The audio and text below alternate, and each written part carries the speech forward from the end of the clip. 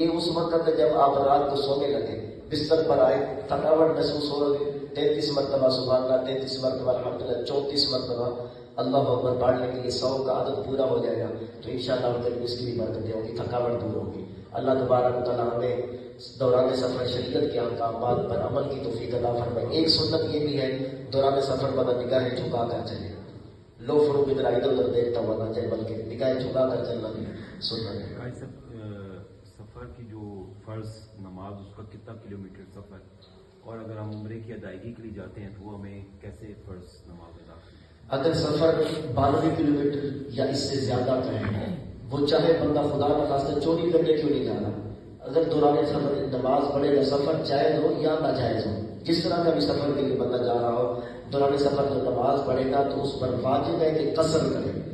ظہر کے 4 فرض، عصر کے 4 فرض، عشاء کے 4 فرضوں میں 4 کی جگہ 2 پڑھنا لازم ہے۔ بعض لوگوں کی عادت ہوتی ہے کہ چلے یار اختیار ہے ہماری مرضی، ہم 4 پڑھ رہے ہیں اپنی مرضی سے، وہ گناہگار ہو رہے ہیں، ان کی نماز بھی نہیں ہوگی، کیونکہ شریعت نے حکم دیا، اجازت نہیں دی، شریعت نے حکم دیا کہ اب تم قصر کرو۔ جب خدا اجازت دے رہا ہے بلکہ حکم بھی دے رہا ہے تو پھر ہم کیوں اپنی مرضی سے ایکسٹرا پڑھیں؟ تو یہاں پہ حکم ہے کہ بس 4 کی جگہ آپ نے 2 پڑھ لو، اس کے علاوہ باقی سنتیں وتر یا مغرب کی 3 فرض یہ مکمل پڑھ رہے ہیں، سنتوں میں قصر کریں، 4 کی سنتوں کی جگہ 4 سنتیں ہی پڑھیں گے۔ اور بعض لوگ یہ بھی سمجھتے ہیں کہ سفر میں سنتیں اور وتر تو آئے کوئی نہیں، یہ بھی غلط ہے، سنتیں پوری پڑھنی ہے، یہ مجبوری کی صورت میں سنتیں معاف ہوتی ہیں۔ سفر اگر 92 کلومیٹر سے زیادہ ہو اور 15 دن سے کم رہنے کی نیت ہو، ٹھیک ہے، 10 دن رہنے کی نیت ہو، 2 دن رہنے کی نیت ہو، 3 دن 4 دن کہیں سفر پہ آپ جا رہے ہیں اور یہ سفر آپ کا 92 کلومیٹر سے زیادہ ہے یا 92 کلومیٹر ہے تو پھر آپ نماز میں قصر کریں گے۔ اگر 15 دن کی نیت کے لیے جا رہے ہیں تو پھر قصر نہیں، ہاں آتے اور جاتے ہوئے قصر پڑیں گے، لیکن جب وہاں پہنچ جائیں گے تو آپ قصر نہیں پڑیں گے، کیونکہ اب آپ 15 دن یا اس سے زیادہ رہنے کی آپ کی نیت ہے۔ تو جب آپ عمرے کے لیے جائیں، اللہ یہ مبارک سفر ہم سب کو بار بار نصیب فرمائے،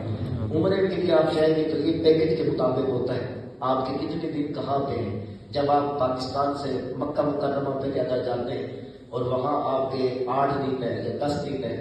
تو یہ چونکہ 15 دن سے کم ہے، اب آپ اس دوران نمازیں قصر پڑیں گے۔ اور اگر آپ جہاں پہ جا رہے ہیں، پہلے مکے جائیں یا مدینے جائیں یا جہاں بھی جائیں، پاکستان میں کسی جگہ جائیں یا بیرون ملک دبئی میں جہاں پر بھی جائیں، 15 دن یا اس سے زیادہ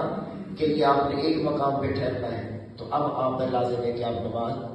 پوری پڑھیں گے، اور اگر اس سے کم دن رہنے کے لیے اگر تو اب آپ نماز قصر پڑھیں گے۔ اچھا، پھر آپ 8 دن مکے میں گزارے، نماز قصر پڑھتے رہے، اس کے بعد 8 دن کے لیے پھر مدینہ منورہ چلے گئے۔